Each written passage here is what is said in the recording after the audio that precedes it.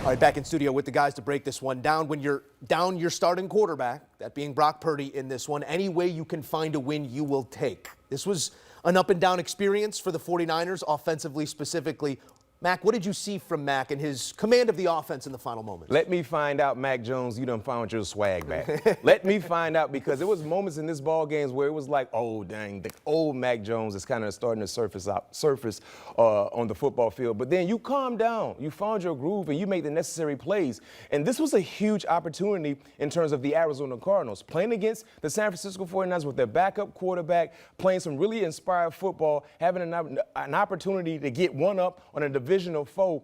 And Mac Jones and the San Francisco 49ers made the necessary plays. And the thing I love about this game plan offensively, they got CMC going. Yep. When you talk about what he did today, 52 yards rushing, 88 receiving, he had 10 receptions as a pass catcher. That is the name of the game for their offense. He's an offensive weapon. He's not a running back. He is an offensive weapon. You can use him in a multitude of ways offensively, and that's what they did. And it starts and it stopped with Mac Jones, because he didn't fold when he had that ugly interception. He gathered, recalibrated himself, and made the necessary plays. Yeah, 120 all-purpose yards, scrimmage yards is really the sweet spot for Christian McCaffrey. That's what the San Francisco 49ers want to have him at. That's what they believe is the winning formula. Mac Jones steadied the ship for these two games. They're going to get Brock Purdy back next week, very, very likely from that turf toe injury. And so he did what he needed to do.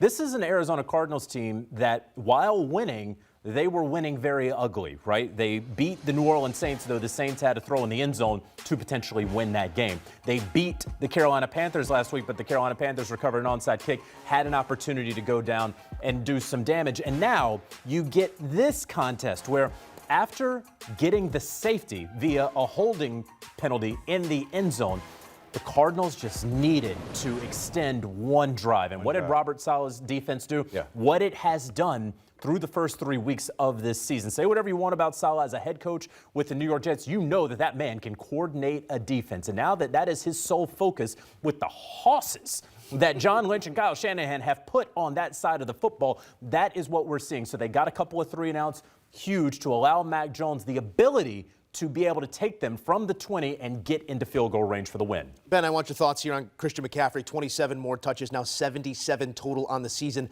Leads the NFL and the most ever through 3 games in Niners franchise history. He had a questionable tag coming into week 1 with that calf that worried us a year ago. We see the production at this point in his career, still producing at this level. He is the key that unlocks the door for the 49ers. How important is this piece to what they ultimately want to be?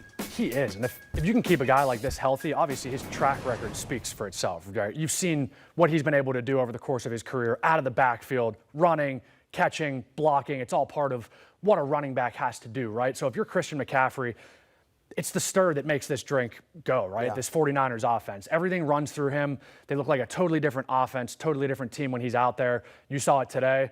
He might have been questionable, but he seemed ready to roll today. He looked fantastic once again. He is only the second player in league history with 50-plus rushes and 25-plus receptions through 3 games, joining Thurman Thomas in 1991. I'd say he's good to go.